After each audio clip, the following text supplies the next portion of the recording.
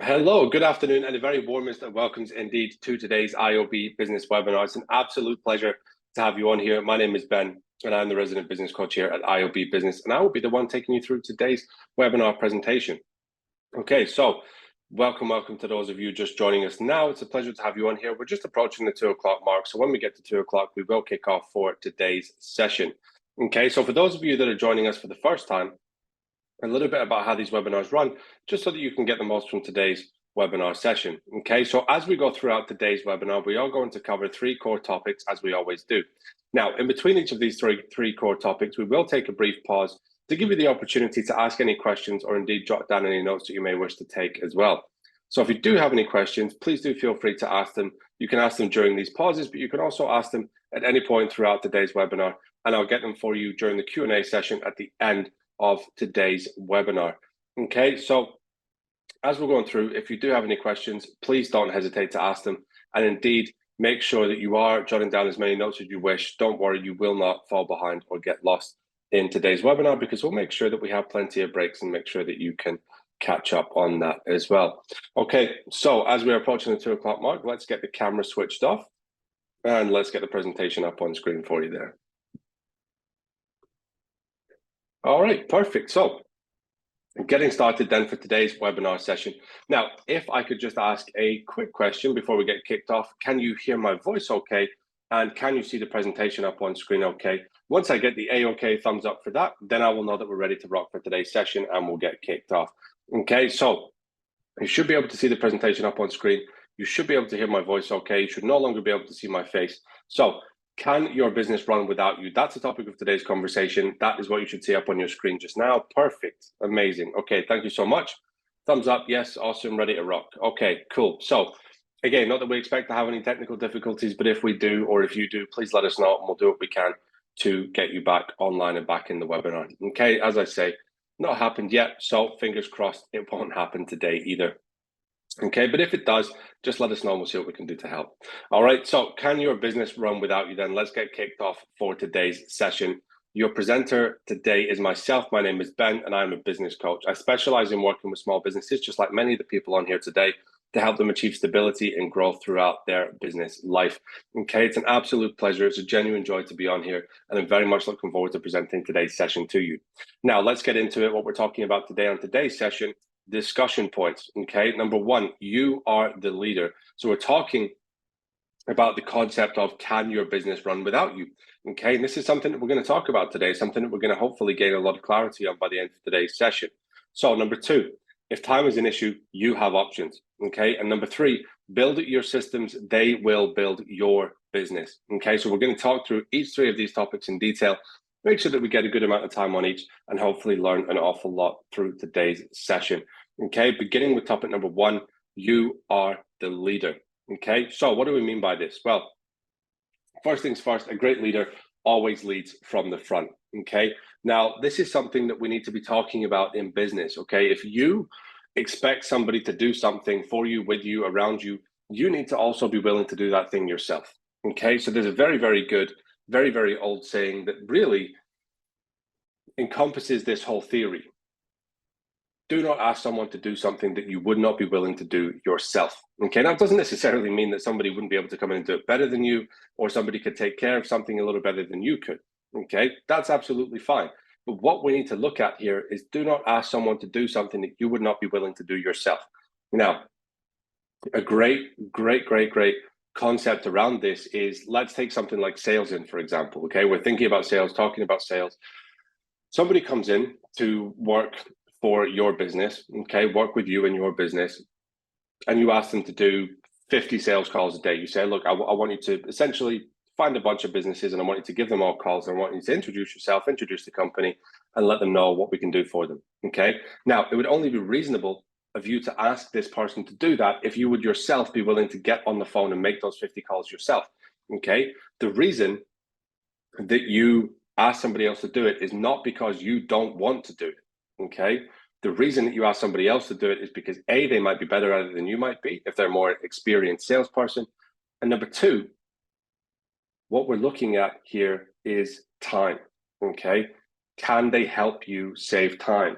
Okay, now those are really two very good reasons why you might ask somebody else to do something with you. Okay, but not necessarily because you don't want to do it. A great leader always leads from the front. Now, a leader understands how to run, manage, and delegate where necessary. Okay, this is a very, very big thing. And a leader in almost any capacity must know how to run, manage, and delegate. Okay, now when we're talking about running in a business context, we're talking about running the business. We're talking about taking care of every single detail throughout the business that needs to be taken care of. They're making sure everybody's happy. They're making sure the people that work with them are happy. They're making sure that the clients or customers are happy. They're making sure that their product or service is as good as it possibly can be. Okay. They also manage the business.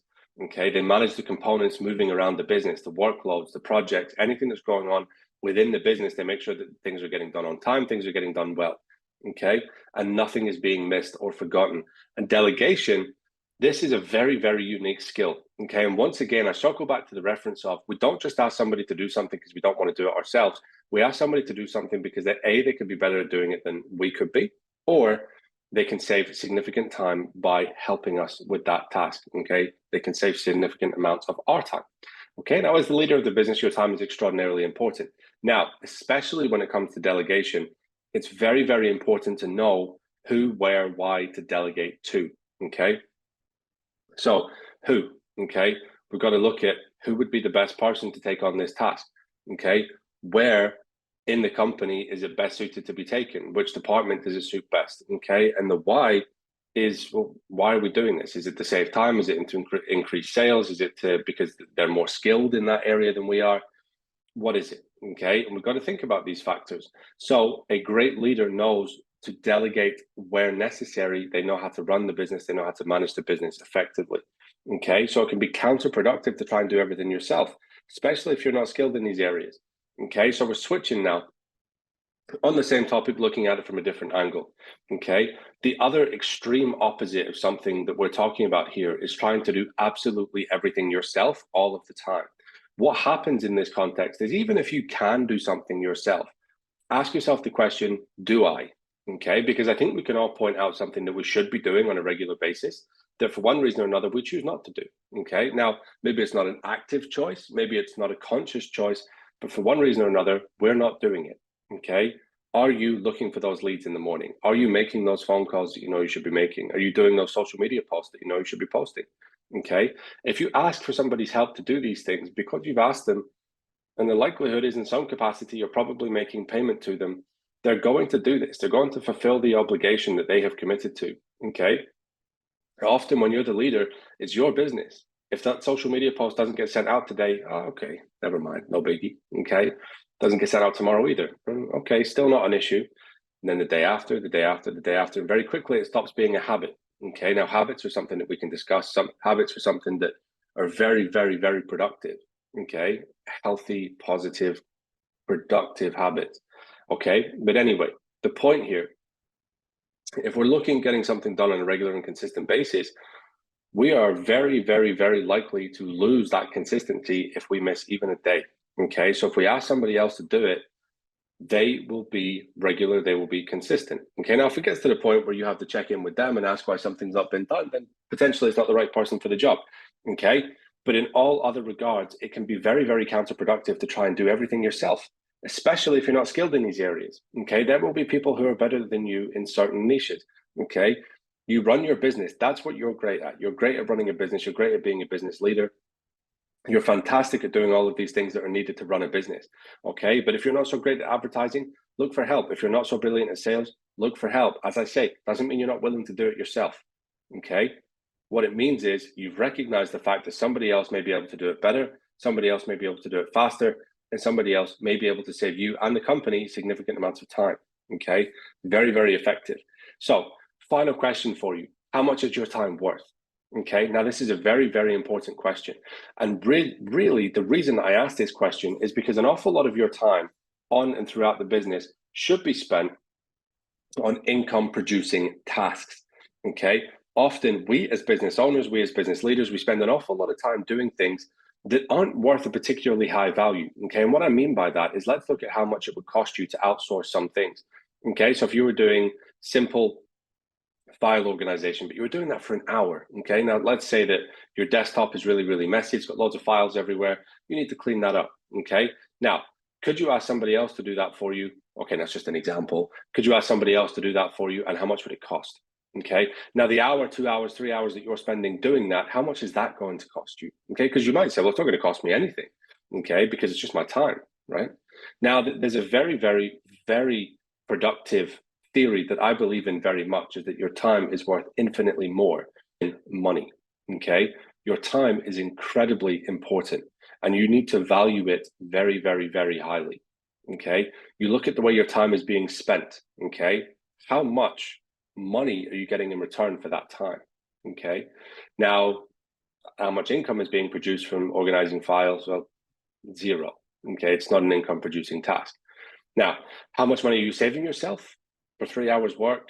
Simple file organization, maybe £25, if that.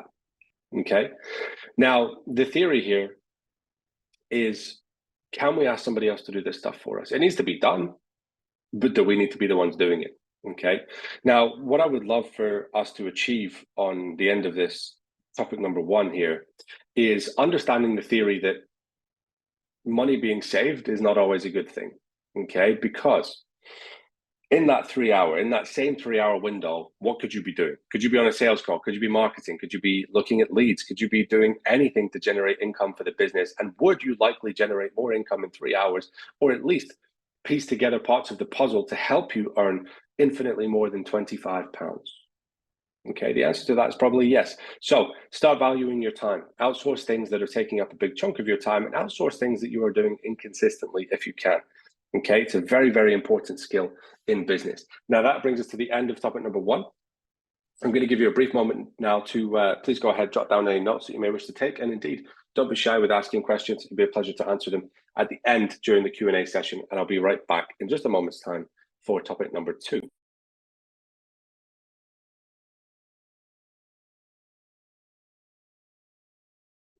Okay, perfect. So let's move ourselves on to topic number two now. If time is an issue, you have options. Okay, let's talk what these options are.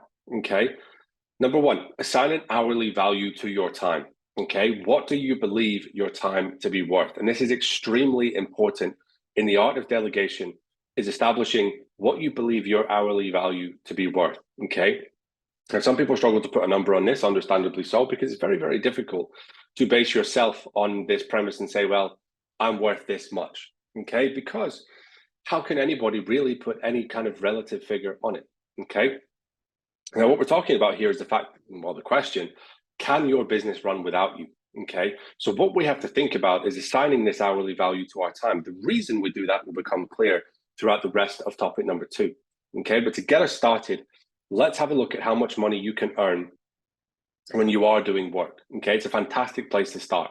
So let's look at the type of projects that you take on and the type of projects that you might take on. Now, let's say that you are taking on a project to build a website. That website's going to take roughly 20 hours to build. You're going to charge £1,000 for that website. That would logically put your time at roughly £50 per hour. Okay, so a very, very good way of putting an actual tangible value on your time is by going on the basis of what you can earn professionally. Okay, that's a very, very good, very, very simple way to do it. And of course, everything we're speaking about in here, in this webinar, is in a business context. So it only is logical to use a calculation in the context of business. So you're building a website, it's going to take you 20 hours, you're going to charge £1,000, that's £50 an hour. Okay, now let's say that you've assigned this £50 hourly value to your time. Okay, now you can do infinitely more. It's not just based on what you can earn professionally, but because the context is based in business today, that is the number that we're going with. But you might choose to put £100 on your time, £500 an hour on your time. Just try and make sure it's justified. Okay, so using this formula, assess the value you would then assign to delegating a task. Okay, it's a very, very cool way to look at this. Now, this formula will make sense. Okay, the reason it's going to make sense is because you have to figure out the value you would assign to delegating a task. Okay, now let's choose a task of posting on social media. Okay, let's choose another task of file organization. Let's choose a final task of, say, making cold calls, okay? How much money would you pay for each of these things to be done? If I said to you, would you pay me £50 an hour to do some posts on social media? Would you pay me £50 an hour to organize files? Would you pay me £50 an hour to make some cold calls? Okay. Now, whether the answer is yes or no is always relative, but I would hedge a bet and say something like file organization, you're probably not going to pay somebody £50 an hour to move some files around. Okay. Put them in better folders, organize, clean up. Okay. Now, the reason I'm asking you this question is because what we're looking at, okay,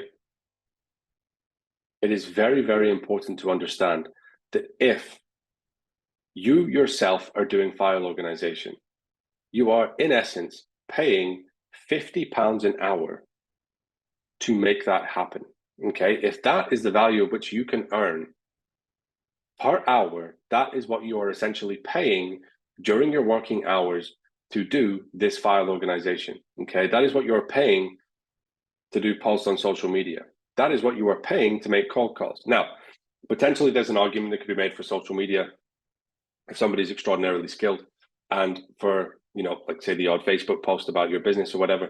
Okay, £50 an hour is quite a lot still. But cold calls, again, how great are they as a salesperson? Okay, the question's up in the air. But the easiest example to use for that is file organization. Okay, would you pay £50 an hour to have this done? Okay, now speed and efficiency are paramount when it comes to client care. Okay, so we're going to get onto that in just a moment, but I would urge us to finish the conversation and finish the thought process on using the formula of time. Assess the value you would then assign to delegating a task. Okay, think about it. Think about this process. How much money would you spend for that task to be done? And if it's not less or more or whatever makes the most sense, you really have to sit and think, okay, if I wouldn't pay £50 to have that done, why am I doing it myself? Okay, good. So speed and efficiency, paramount when it comes to client care. Okay, now we're looking at time being an issue here. Okay, if time is something that is acting as a constraint, speed and efficiency is very, very important.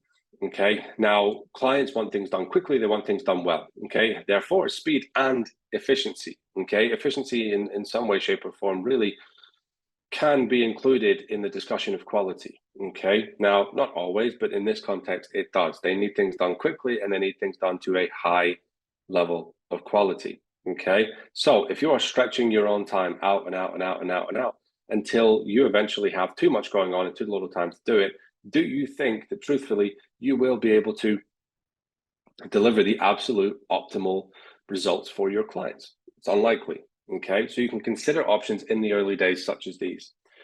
Number one, virtual assistants. Okay, very, very skilled people in their niche, in their area, and there to help you. Okay, they are called virtual assistants because they help you online. Okay, rarely would you ever actually meet a virtual assistant in person.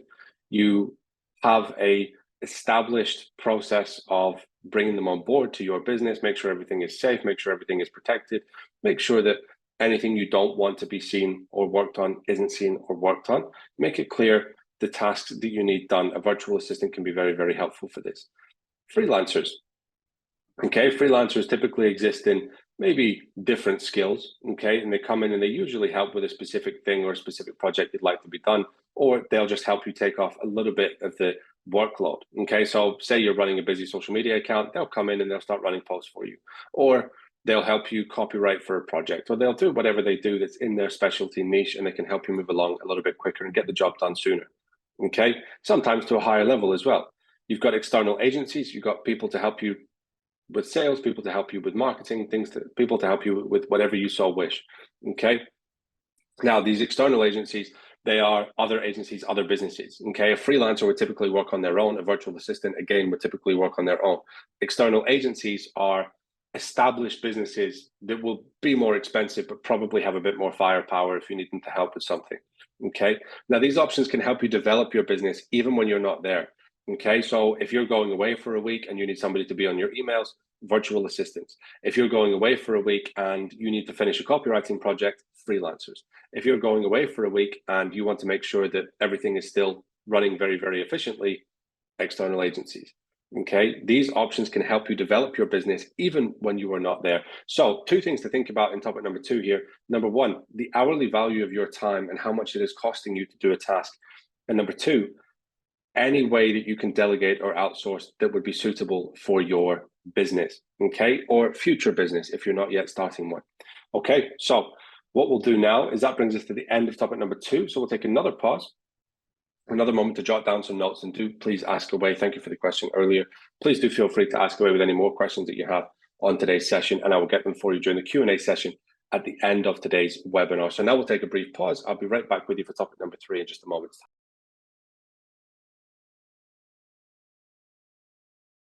Okay, wonderful. So let's move on to the third and final topic of today's webinar. Build your systems, they will build your business.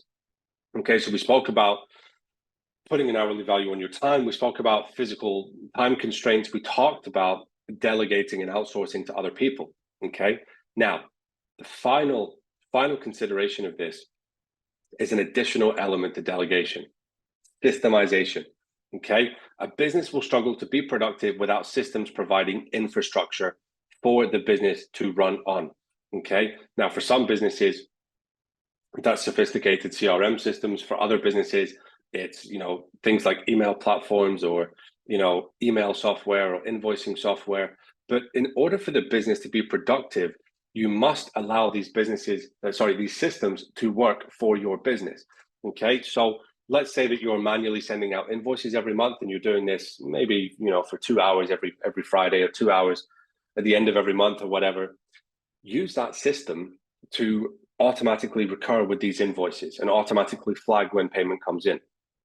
Okay, simple things like that. That's just saved you 2 hours a month. Okay, it might not sound like a lot, but when you do that all over your business, that can increase exponentially.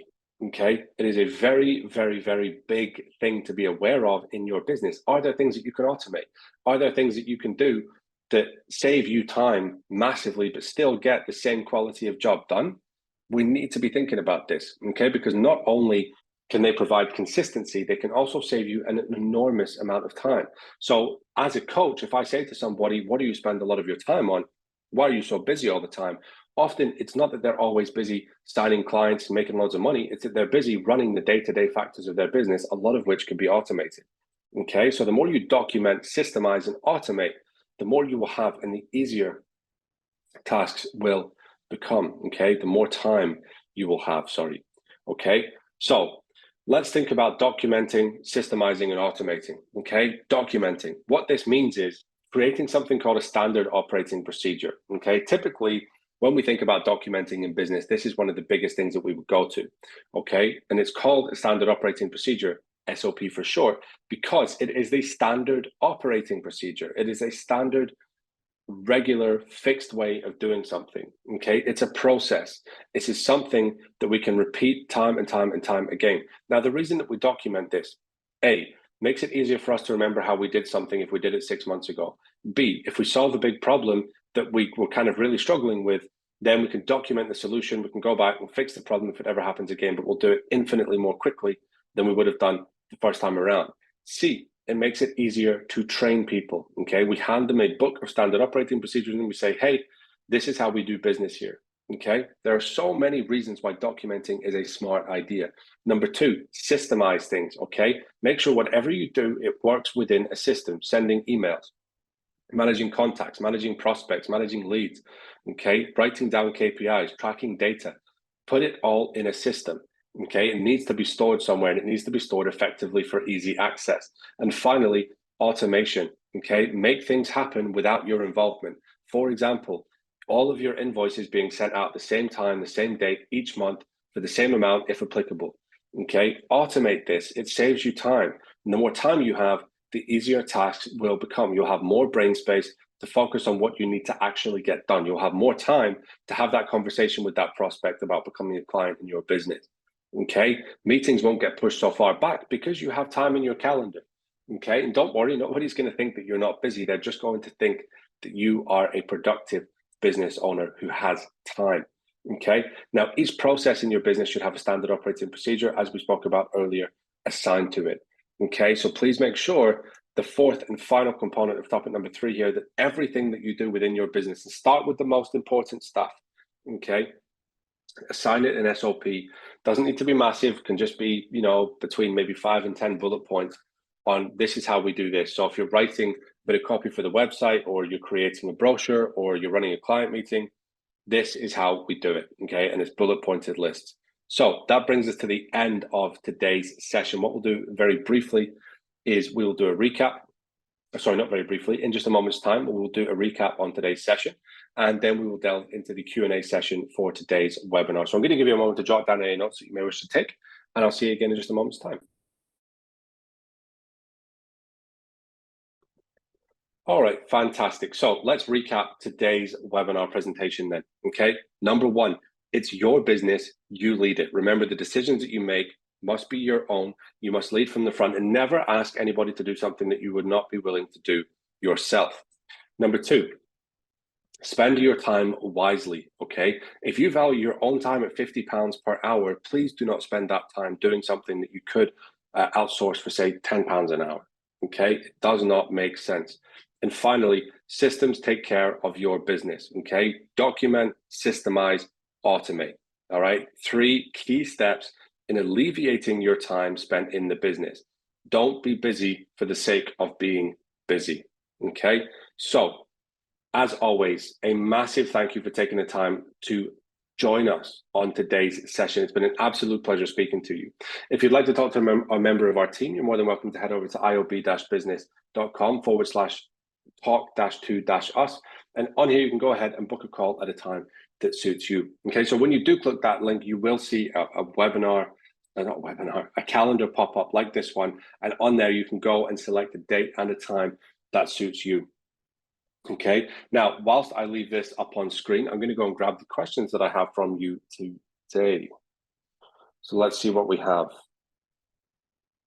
Perfect. So first question, where do I begin with systemization?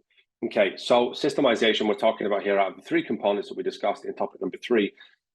Think about the tasks that you do. What are you doing manually? Are you still creating your invoices on, Google Docs or Word document or something like that?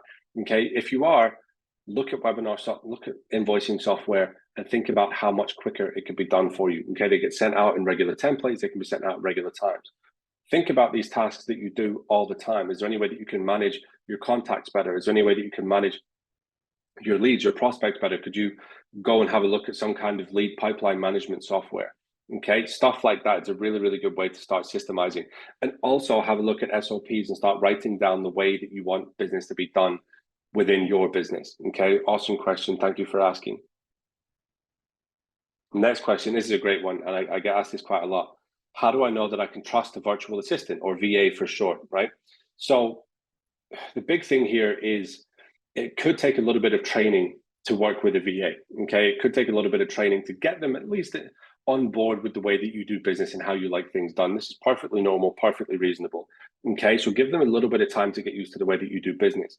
Now, the second element of this, make sure that you're protecting key information, okay? Don't give any bank information, don't give any financial information. Anything you wouldn't want to be shared, please do not give that, okay? If you want them to do emails, you can set them up with their own email account, info@business@ whatever you want, okay?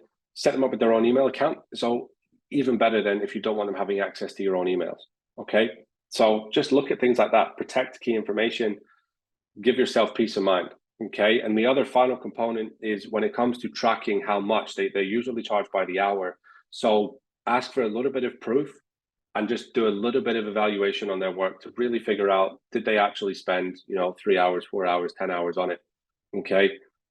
It's not always necessarily easy to tell, but if you're getting a reasonable price and you're happy with the quality of the work, maybe it's not such a big deal, okay? But hopefully you will work with somebody who is proven, has a good track record, they have testimonials, reviews, somebody that you can trust, okay? Another fantastic question, thanks ever so much. Do we have any more questions on today's session? No, okay, excellent. Well, as always, I hope that you have a wonderful week, and thank you ever so much for taking the time to join us today. It's been an absolute pleasure, and I look forward to seeing you again on the next iOB Business webinar. Take care and bye for now.